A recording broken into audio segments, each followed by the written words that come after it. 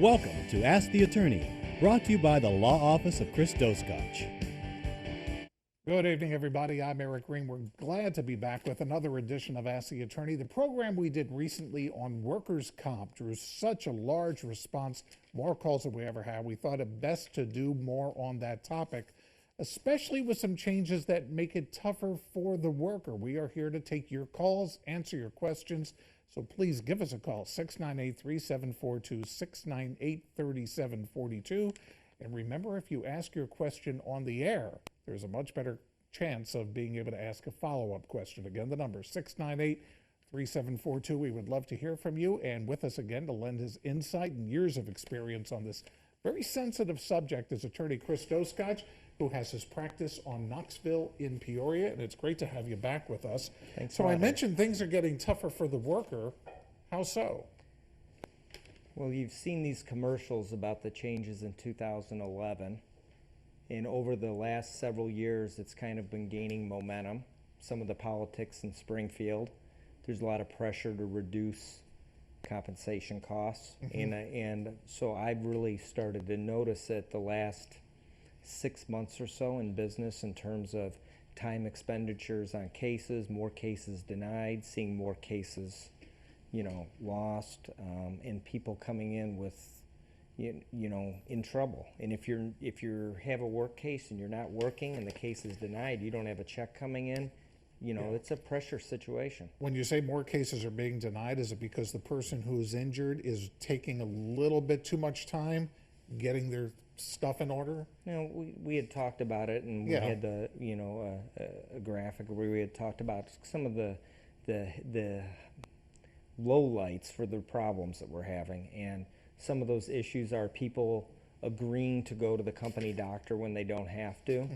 Let's hit that graphic now, the first one, Ross, if we can, and we'll go down the list, because the company doctor is a big part of this. People think they have to go to a company doctor. No, unless your contract requires you to do so, you don't have to do that.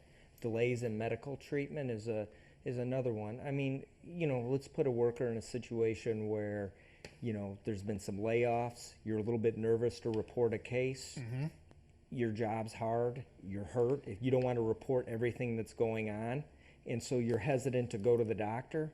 But if you're waiting too long now, you're seeing a lot of judges, you didn't seek medical treatment right away. So if you're going past a week or two without going to the doctor, you're putting your case in jeopardy. And a lot of people sometimes don't feel all that hurt once they have an accident. It's kind of like a whiplash case in a car accident. You don't necessarily feel bad till a day or two later. And Right. a lot of people don't go to I don't have to go to the hospital, my back's fine. Meniscus, there's not a lot of swelling with it. It might be a little bit sore, but the more you're using it, it's getting worse. And so you think, I'm not going to make waves, I'm not going to report it. All of a sudden, a month later, you're limping around. And then what's the first question from the insurance company? If you were hurt that bad, why didn't you go to the doctor? Now, one of the things we had on the list also was the pre-existing condition. Right. Which you can't even use that now to get an insurance policy, but how does that play in with workers' comp? Well, in Illinois, if you have a pre-existing condition that's aggravated by an accident, so you could have degeneration or arthritis, not be hurting, have an accident, make it worse, or you could have some intermittent problems, a tear, the tear gets larger. Those are cases. And where we see a lot of people getting cases denied is the insurance company will deny pre-existing, but if they haven't had problems before, we can win it. But sometimes the clients are afraid to talk about their pre-existing conditions. And the key is to make sure you give the doctor your full disclosure of your medical history, because the insurance company is going to find out if you've been to the doctor or had this problem before. So you need to be upfront, tell them what problems you've had and how it's worse or different than it was before, and then that's a case. All right. Well, this is called Ask the Attorney, and a lot of people want to do just that. Jimmy says, you said to report the injury and go to the doctor quickly. I work in a factory, and I can't do that every time I have a pain, so when do I go? Well, that's a judgment call. I mean, you have to use your common sense. And how you feel, and your job is something different. And the other thing is, reporting a case isn't always filling out something. In some places it is, but it also counts to report it if you tell your supervisor. Send a text and say, hey, I tweaked my back today, I just wanted you to know. And if it's not getting better in a couple days, reinforce that again. So you have corroboration that you reported it. And then if you go to the doctor, you're good with the law. Okay, there is Connie asking, my employer makes us go to, and maybe you can see that word better than I win. I win every time we report injury. Do I have to go? First of all, what's I win and do they have to Okay, go? I win is a company doctor Okay. place. It's in Bloomington. It's like similar to I work in Peoria. And the answer to that is under the Illinois law, you do not have to go to treatment directed by the employer. There's these preferred provider groups, but hardly anyone does it. The only people that really have to go to a company doctor is if it's a term or condition of your employment. You're a police officer, firefighter, union member, a Caterpillar, you got to go to the company doctor. So if it's not a condition or term of a contract or your employment, you do not have to go. But obviously, there's a lot of pressure on the worker to do that. And you don't want the employer to be upset with you. But the problem is a lot of those places, who's paying them? A little bit of treatment, degenerative condition, you can go back to work. Whose interests do they have in mind? To me, if I'm injured, I want to go to my own doctor, so I have an independent opinion of that. And that's one of the things. Can you do both? Can you go to the iWin or iWork and still go to your own doctor? If someone comes to me and they've been to the company doctor, and I mean, this isn't 100% of the cases, but most of the time I'm going to direct them, go to your primary care physician. Here's, go to an orthopedic doctor, go to a neurological doctor, and try and guide them in the right direction. But you do want to have your own opinion so that you have someone who's doesn't have the company doctor has two masters, you as the patient, and then the company that's sending you all this business. All right. This is from Sean. He asks, workers' comp says I have to get a second opinion from a workers' comp doctor before approving my elbow surgery. They're making me go to Chicago. Do I really have to go that far? That's loss of work. I mean, not that the injury isn't. That's a good point, because a lot of people don't know this, and I think a lot of the lawyers that do this don't. But if they make you go to work and you miss a day of work, they're supposed to pay you for the day's wages. You get mileage. Is it far and inconvenient? Yes, but there's so few doctors around here that do. They're not IME doctors. They're not independent doctors. They're called Section 12, and your employer can send you to as many of these as they want. And they can pick any doctor within reason. And because there's so few in this area that do these Section 12 exams, it is not unreasonable, according to the judges, for people to go to St. Louis, Champaign, Chicago, Springfield. They have to pay for those things, but you have to go. And if you don't go to one of those exams and you don't have reason, it's grounds to have your benefits stopped. The only reason you can get from not going to Chicago is for some reason if you had a doctor's note that says that you're restricted from travel or something. You need a doctor's note not to go to the doctor. That's great. What a country. All right, we're going to be back with Chris Doscotch with more in just a moment. Please give us a call. We have a lot of questions waiting. The number is 698-3742. We will be back in just a moment.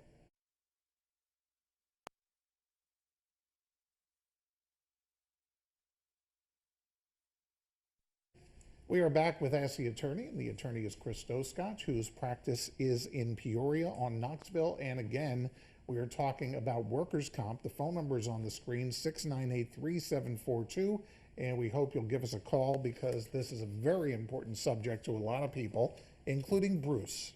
And Bruce asks, and this kind of gets a little bit into what we were talking about. Bruce says, had an injury about a month ago, went to iWork today. His MRI says he has degeneration in his shoulder and he was released and he's back to work. Is there anything that he can do at this point?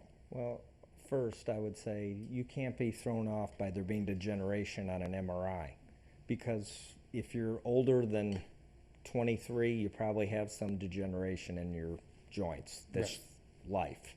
The question is there tears? Was it aggravated? Do you have impingement syndrome? So the word degenerative is used all the time by insurance companies, company doctors, Section 12 to make exam. it sound like it's your fault. Yeah, almost. Well, this lifting incident didn't cause it. It's because you got degenerative condition, and that gets into the pre-existing. If the degenerative condition is not hurting, you lift something, your shoulder starts hurting, you're losing range of motion, you could have a new injury on top of a old injury, a combination, but it's definitely a case, and that's the most common scenario. Most cases involve injuries that are new plus aggravating degenerative conditions. You know, we've been talking about going to an attorney as soon as possible, especially since the case is getting tougher for the worker, and the insurance companies and the employers are prevailing more often these days. Even if you're not feeling injured, should you still be talking to an attorney? Because of the things we were talking about, the pain could come later. This is a good point, because a lot of times people will call and they're hesitant to get an attorney or they don't know. And I'll tell people, call me, ask questions. Our consultations are free. We talk to you over the phone.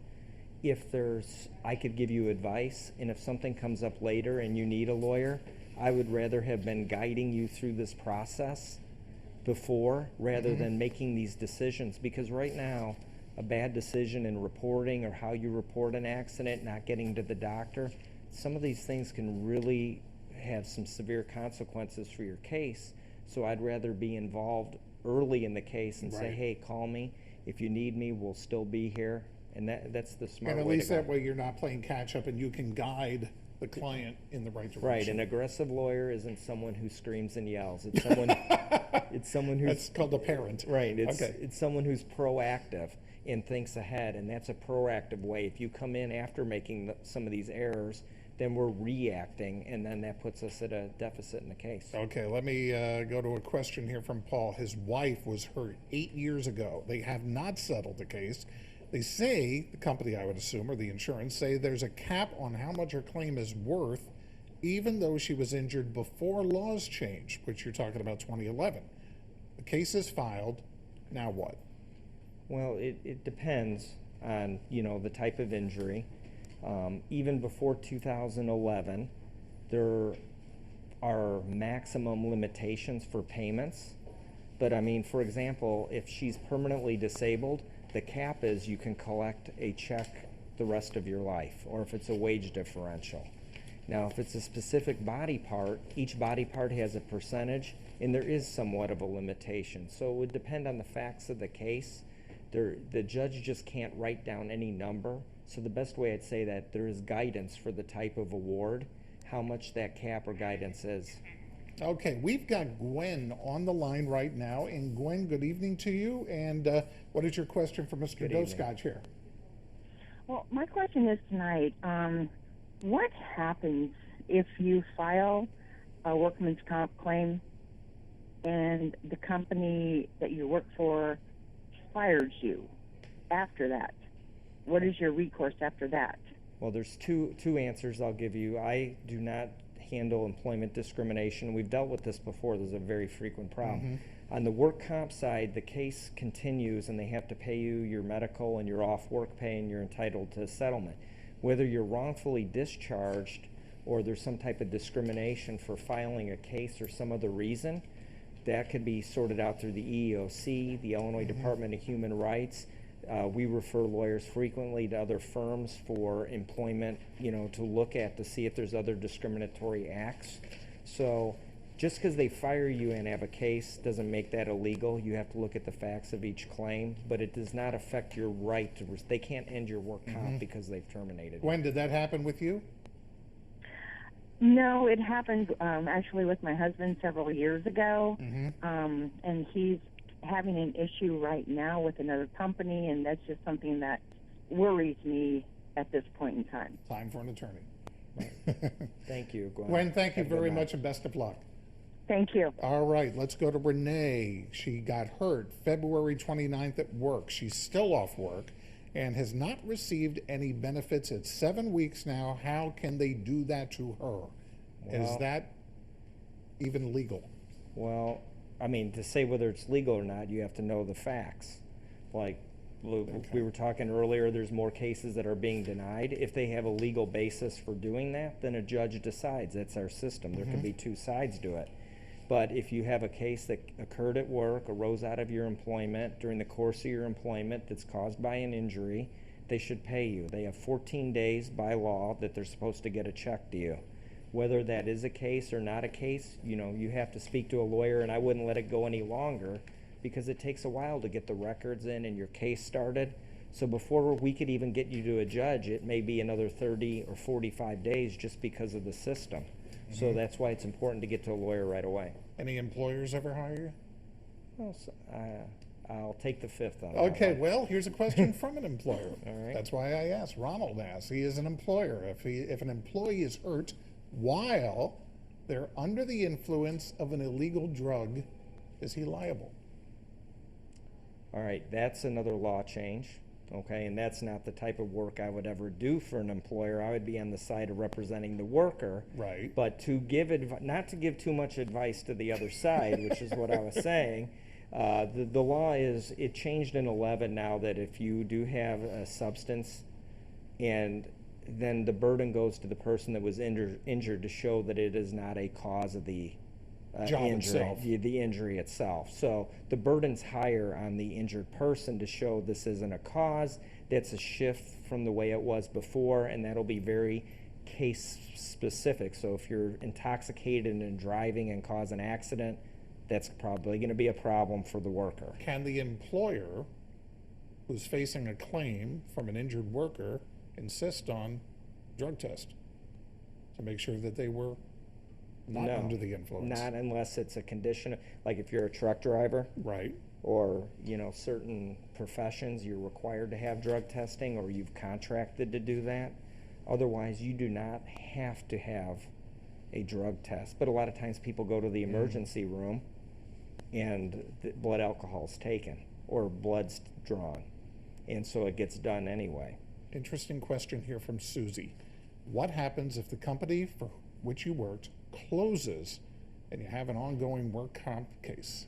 Well, we just saw that with Mitsubishi, and they've bet. closed, and not only did they close, they left the United States, so it's even Yeah, but more. the company is still in existence. They're though. still in existence, but when they're not here, it's harder to stay in Sure. touch. But they've been fine, and they have a claims department set up, so that's a very extreme example of, Well, what if you're in closing. a small business and maybe it was, let's just say, a tool shop? Well, or that's where I was something? going to go. Yeah. Mitsubishi's self-insured, so you have to stay in contact with them. They have to set up claims. They have bonds, so usually they're going to honor their obligations. That's what I believe. Right. A smaller company is generally not self-insured, but they have insurance.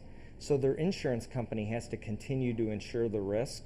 So even if the company's gone, that insurance company is going to be there, and that's who you're going to be dealing with on your case. So even though the company's gone, and you can name the insurance company as one of the defendants in the case to protect yourself if the employer does close. Okay, this is going to be a little bit of a twist here on the doctor that you can choose. Okay? Robert asks, if workers' comp authorizes surgery with a spine doctor, but you prefer a neurosurgeon, who can you choose for the surgery? Well, you have the right to choose your own physician. Whether it's orthopedic, neuro, what doctor you want to do, they can make suggestions. Now, sometimes in a case, they might have an excellent doctor. I'm not, just because it's someone suggested by the insurance company, I don't just say he's not good or she's not a good doctor. So you got to look at the type of doctor, what their results are, who you feel comfortable with, and that's who I suggest you go with. You don't have to go with who they pick. You get to choose the doctor, but of course it gets back to that pressure. If you choose the doctor that the company picks or the insurance, you're probably going to get a little less static, but Right. then are they going to get you back to work a little? So there's some give and takes. There's a lot of things to think about or various angles when analyzing that situation. And hopefully the company doctor would be checking you out way before you have to make that choice as Right. well. All right, Kathy is asking, is there a time limit? And you were hurt you're hurt at work, is there a time limit? She was forced to settle.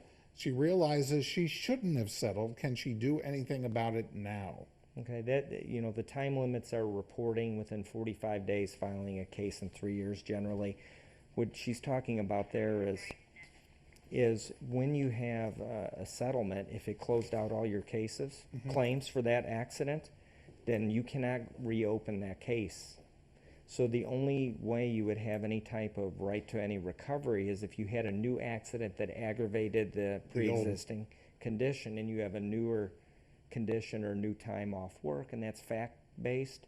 Otherwise, you have to use your group insurance or your short-term disability if you have it. But once your case is closed, unless the contract leaves medical open or disability open, that case is over. All right, we're going to take a quick break. We're going to be back with Chris Doscotch. More of your questions on workers' comp. We have a question from Valerie coming up. The number is 698-3742. Back in just a moment.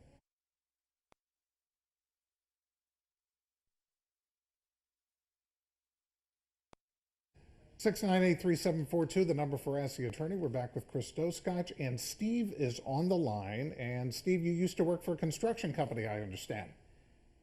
Yes, I worked for him for 20 years. Okay, and what's your question for Chris Doscotch here?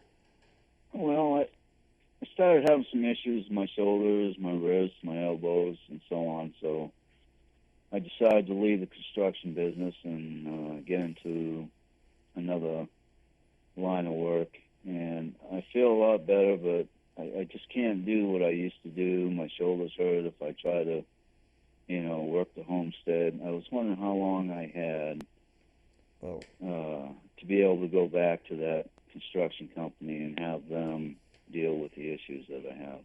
Okay, well, in that situation, Steve, the first thing I'd say is it depends on how long it's been since the last day you worked for them. You definitely cannot go back more than 3 years. But the longer the gap is from the last day you worked till today, the harder it's going to be to relate the conditions to it, because you have to have a date of accident when you were employed.